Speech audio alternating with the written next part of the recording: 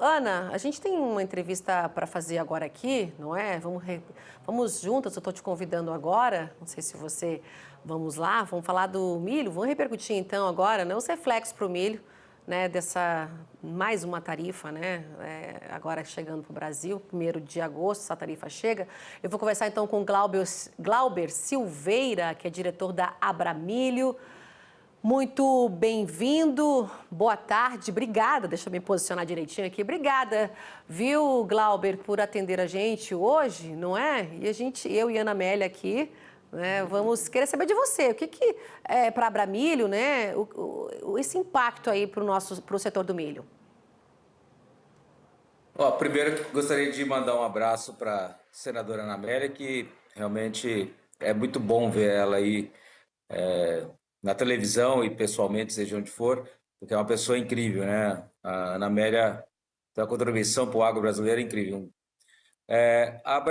Para nós é o seguinte, sempre essas tarifas, apesar de não ser diretamente sobre o milho, quando é sobre a carne, para você ter uma ideia, o nosso consumo esse ano de milho no Brasil deve ser em torno de 90 milhões de toneladas.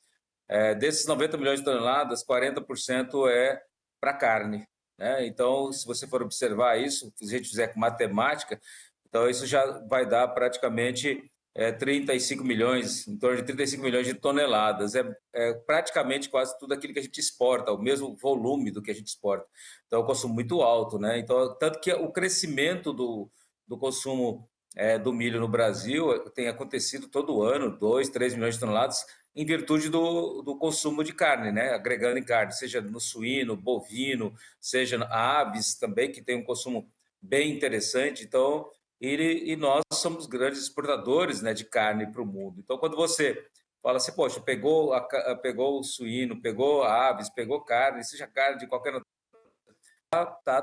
tá prejudicando diretamente o milho e o sorgo também, né? Então, realmente isso pode prejudica, no caso, o nosso consumo, porque a gente está aquecido, né? A gente está no momento que nós estamos indo para a super safra, uma demanda mundial aumentando no setor de carnes, né? Setor de carnes bombando também, e agora vem uma notícia dessa, uma coisa assim, até sem precedentes, né? Algo assim, realmente é preocupante. Então, o que a gente torce é que haja realmente uma articulação amigável nisso e termine com isso, que o Brasil nunca foi de ter conflito praticamente com ninguém, e a gente espera que isso realmente se resolva para que a gente não venha prejudicar os setores, porque prejudicando a carne vai prejudicar, sem dúvida, a demanda interna de milho, e isso realmente causa um transtorno para nós.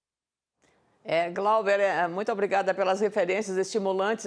Quando a gente fala no frango, diz que o frango é o milho que voa, porque ele é alimentado com a ração basicamente de milho.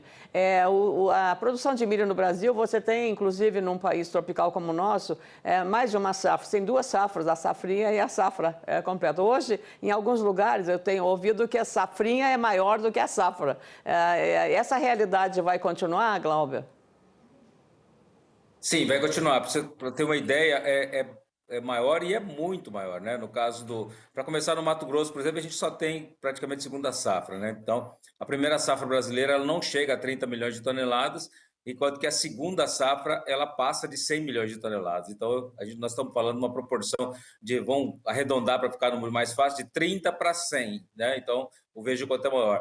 E isso é muito positivo, senadora Amélia, porque a gente aproveita para plantar o milho na primeira, a soja, no caso, na primeira safra, onde você tem uma fixação de nitrogênio, e aí você planta o milho em seguida, onde você daí usa menos nitrogênio, porque a soja acaba deixando, né, em torno de 60 pontos de nitrogênio no solo, o que já é bastante positivo. Então, é natural que o Brasil vá sempre aumente muito mais, no caso, o plantio na segunda safra que na primeira. É claro que poderia acontecer se preço demais, muitas vezes pode acontecer o produtor do Paraná, de Santa Catarina, ou o próprio Rio Grande do Sul fazer uma opção por plantar milho na primeira safra. Mas isso não é muito natural, porque se o milho subir de preço, mas a soja também acaba tendo seu preço elevado de alguma forma. Então, é natural que o Brasil vai sempre estar produzindo, e isso é muito positivo, porque os americanos, por exemplo, eles não têm essa opção de fazer a segunda safra. Ou planta soja ou planta milho.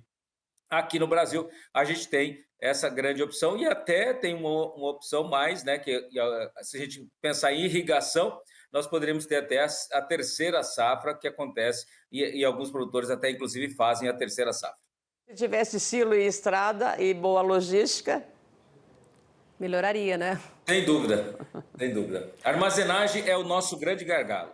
Nós estamos com um problema muito sério de armazenagem. Claro que a gente viu o Plano Safra que saiu agora. Esse Plano Safra, ele teve um incremento, sim, na questão do setor de armazenagem, né? Mas, como diz assim, a grande preocupação nossa, e até aquilo que a senadora Tereza Cristina falou, que inclusive foi uma brincadeira lá que seria fake news, né? Que o próprio ministro falou, a gente tem acompanhado, não é fake news que a senadora falou, não. Na verdade, realmente, o grande problema que tem o Brasil é efetivação do Plano Safra.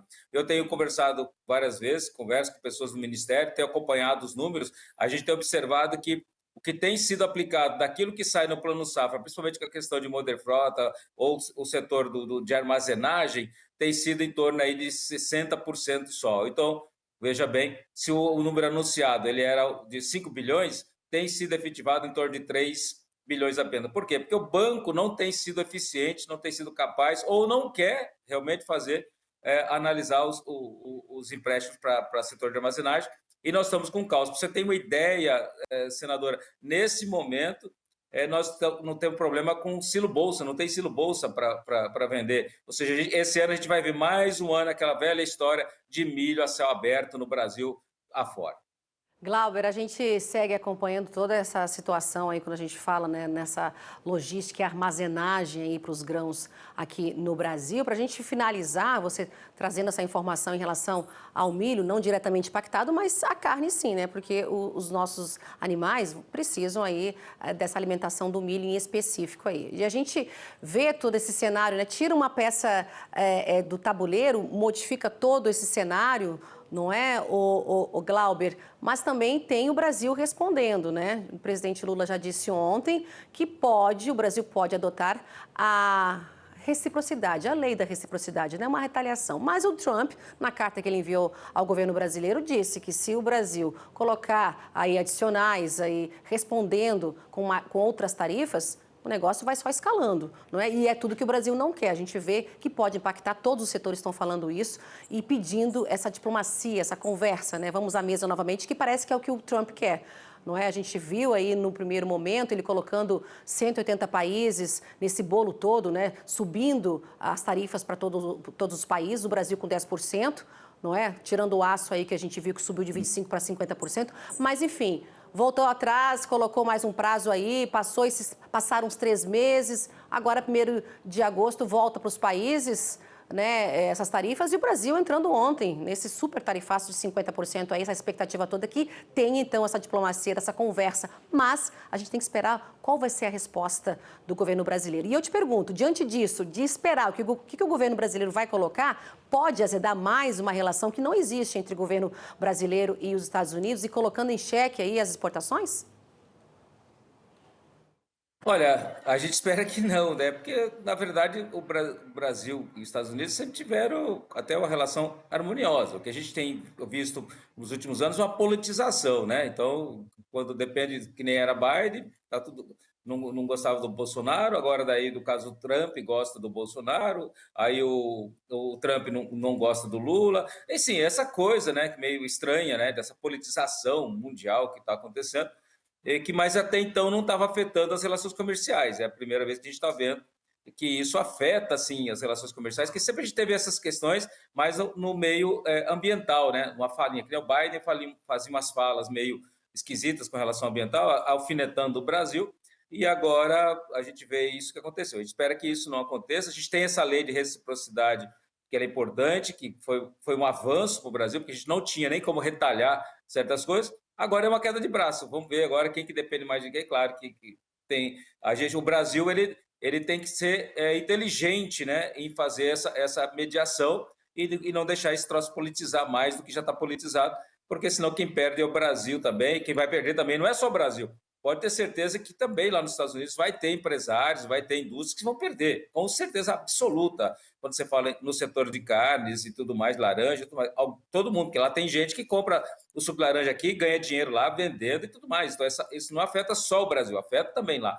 A questão é que vamos ver agora se a gente consegue acabar, diminuir esse impacto e realmente seguir em frente e trabalhando de forma harmoniosa o livre comércio, como é o que se deve ser mundo afora. Glauber, eu queria agradecer a sua participação hoje aqui com a gente. Glauber Silveira, que é diretor da Abramilho. Obrigada pela análise aí do setor da Abramilho e até uma próxima oportunidade. Ana. Um abraço. Tchau, tchau, viu? Obrigada. Seguindo aqui agora...